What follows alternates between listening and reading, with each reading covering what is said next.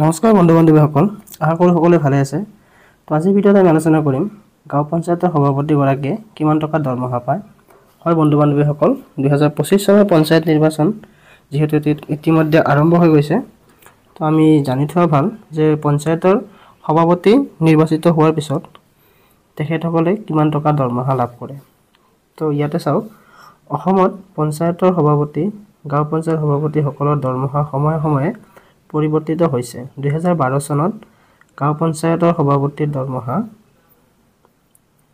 1000 টকাৰ পৰা 5000 টকালৈ বৃদ্ধি কৰা হৈছিল। 2023 চনৰ ফেব্ৰুৱাৰীত অসম চৰকাৰে গাঁও পঞ্চায়ত, আঞ্চলিক পঞ্চায়ত আৰু জিলা পৰিষদৰ নিৰ্বাচিত সদস্যসকলক মাহিক দৰমহা প্ৰদান কৰিবলৈ সিদ্ধান্ত লৈছিল, যদিও সঠিক পৰিমাণ উল্লেখ কৰা হোৱা নাছিল। তথ্য অনুসৰি গাঁও পঞ্চায়তৰ সভাপতিৰ দৰমহা 2012 চনৰ পৰা 5000 টকাতে স্থিৰ হৈ আছে। তথ্য অনুসৰি গাঁও পঞ্চায়ত সভাপতিৰ দৰমহা 2012 চনৰ পৰা 5000 টকাতে স্থিৰ হৈ আছে বুলি আমি গম পাইছোঁ। ভাৰতবৰ্ষৰ আন ৰাজ্যসমূহত ইয়াৰ দৰমহাৰ গাঁথনি বেলেগ বেলেগ দেখা যায়। তো আহক আমি সেয়াও অকণমান চাই দিওঁ যে আন ৰাজ্যত ইয়াৰ দৰমহা কিমান হয়। তো ইয়াত আপোনালোকে চাব পাৰে,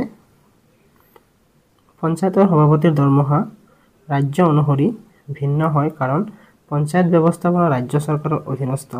উদাহৰণস্বৰূপে উৰিষ্যা, 2024 চনত উৰিষ্যা চৰকাৰে পঞ্চায়তৰ সভাপতিসকলৰ দৰমহা 2350 টকাৰ পৰা 10000 টকালৈ বৃদ্ধি কৰে। আনহাতে মধ্যপ্ৰদেশত 2023 চনত মধ্যপ্ৰদেশ চৰকাৰে জিলা পঞ্চায়তৰ সভাপতিসকলৰ দৰমহা 1 লাখ টকালৈ বৃদ্ধি কৰে। তাৰোপৰিও পশ্চিমবংগত চাওক, 2019 চনত পশ্চিমবংগ চৰকাৰে পঞ্চায়তৰ বিষয়াসকলৰ দৰমহা বৃদ্ধি কৰে, যদিও সঠিক পৰিমাণ উল্লেখ কৰা হোৱা নাছিল।